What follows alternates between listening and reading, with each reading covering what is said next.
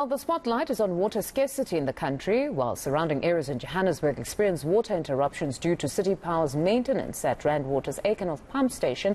Some residents say they've been experiencing water cuts for much longer than that. They cite aging infrastructure as the reason. eNCA reporter Pule Letshwiti-Jones is monitoring the situation and joins us now. Pule, I understand that residents are quite aggrieved, as they should. What are they saying about these water cuts?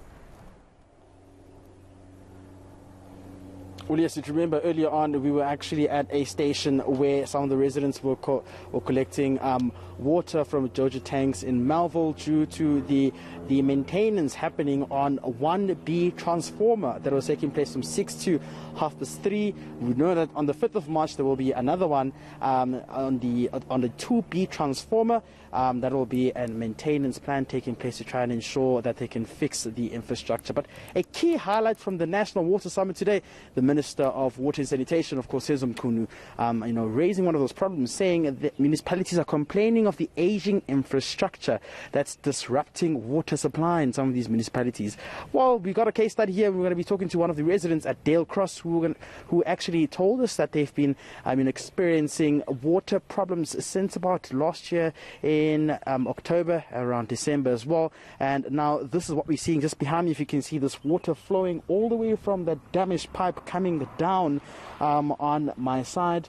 We also were told that this is costing them financially, but they're going to just be giving us an update now of the problem that has been challenging them here. Mr. Naidu, thank you very much for joining us on eNCA. Now, perhaps maybe if you can start off by highlighting your concern. What is the problem here? Yeah, thanks, Pule. I think the frustration that the Dale Cross community is experiencing is that for the last year we've had issues with water supply. Over the last 3 months, I think we've had, on average, supply for about 2 days a week. I think the frustration from the community is largely around the fact that this problem, we believe, if it is done holistically from an infrastructure perspective, it could be solved relatively easily. Instead, what is happening is that there is repair work that is coming through continuously, probably over 30 to 40 times in the last 3 or 4 months, at costs of multiples of what the infrastructure would cost to repair. Every time it comes, the Joburg Water team comes out, it probably costs them between 5,000 and 10,000 rands to get a single repair fixed. And that literally happens every few days.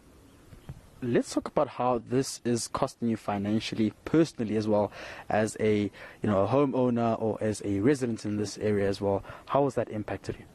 So as a result of the water supply being so irregular, the residents of the area have had to try and secure alternative forms of water supply. It's almost like trying to get off the grid from a water perspective.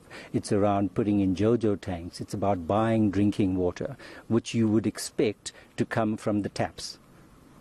And while that's the case, we just want to know, have you tried to reach out to the councillor or maybe officials to ensure that they can resolve this issue once and for all? Because we get an idea that they've been coming here, but the job is not properly done. Pipes keep bursting here once again. We've certainly tried to be responsible citizens and go through the normal channels of reporting into Joburg Water.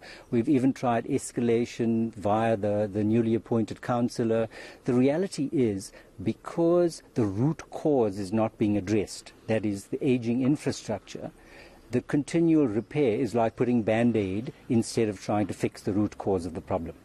Okay. That's Mr. Naidu from the Dale Cross Association there in Mfundo. I believe also it's also impacting ways of having to cook, amongst other issues. Bathing in the morning, preparing for work. Those are some of the errands that are disrupted due to the non-water supply that they're getting. Like we've heard, on an average in a week, they'd get like water twice a week, which is quite bad for the residents here at Dale Cross. Our side as well, in Mfundo, we've tried to get hold of the MMC as well for infrastructure and environment, to try to get answers as well as to what will be the way forward from here, and as to whether these residents can receive the necessary much attention and, most importantly, help to try and resolve this issue.